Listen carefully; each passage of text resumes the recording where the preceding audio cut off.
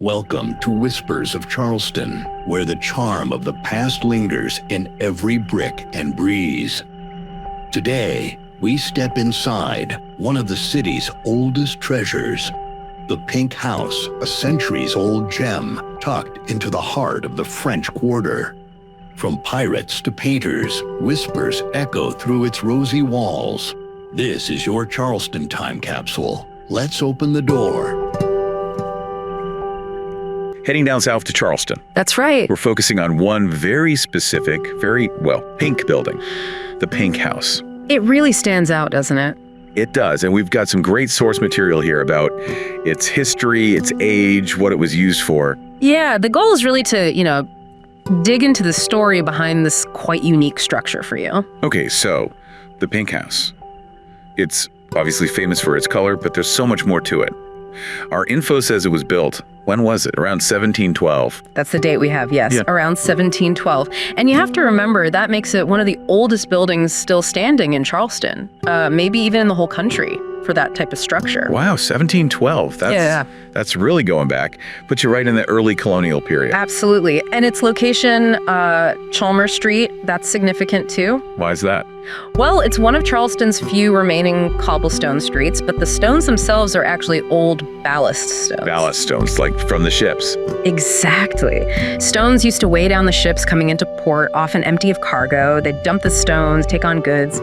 So the street itself is paved with maritime history. Huh. So you're literally walking on pieces of ships that sailed in centuries ago. That's quite a thought. It really connects you to that era. Okay, so it's old, it's on this historic street. But what was it? Our sources point to it being a tavern.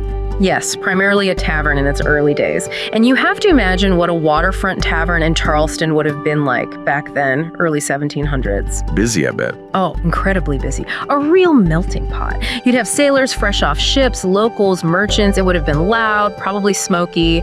A central spot for everything. News, gossip, maybe some less than legal deals. Not just a quiet place for a pint, then. Definitely not. These taverns were, vital parts of the port's economy and social life. And here's where it gets even more interesting. This tavern wasn't just for anyone. Our sources mention it being popular with, pirates and sailors. That's the really colorful part, isn't it? The pirate connection. It adds a whole swashbuckling layer to it. What does it actually mean for its history? Well, it suggests a certain kind of clientele, a certain atmosphere. Think about the height of piracy, the Golden Age.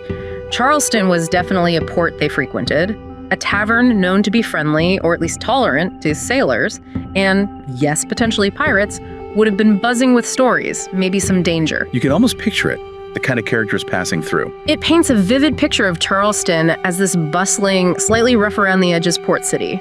And speaking of pirates, the big one, Blackbeard. Our source mentions there's some speculation he might have actually, visited the Pink House. Ah, yes. The Blackbeard connection. It's definitely intriguing. He was certainly active in the area, blockaded Charleston Harbor at one point. So, is it true? Did Blackbeard hang out there? Well, that's where we need to be a bit careful. The sources rightly frame it as speculation. There's no concrete proof, no ship's log saying, dropped anchor, went to the Pink House Tavern. It's more like local legend, perhaps, or a tantalizing possibility based on the time and place. Right, so more romantic notion than hard fact. Exactly.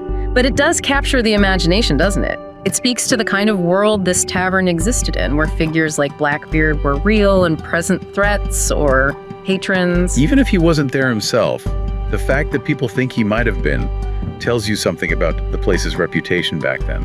Absolutely. It underlines that slightly wild, adventurous spirit of early Charleston.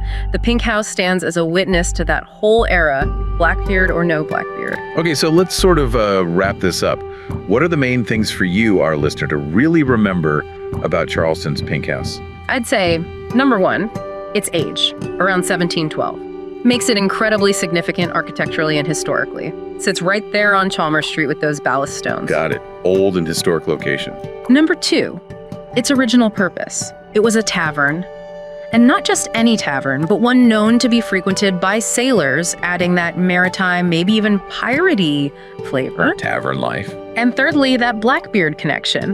While it's more speculative, as we discussed, it really highlights the era and the legendary characters associated with Charleston's port history. It definitely fires up the imagination. It does. The Pink House isn't just pink, it's packed with stories. A great summary. So when you look at pictures of the Pink House or maybe even visit Charleston, hopefully you can now think beyond just the color. You can imagine the sailors, hear the noise of the tavern, maybe even picture a pirate or two lurking nearby. History comes alive a bit more. Exactly.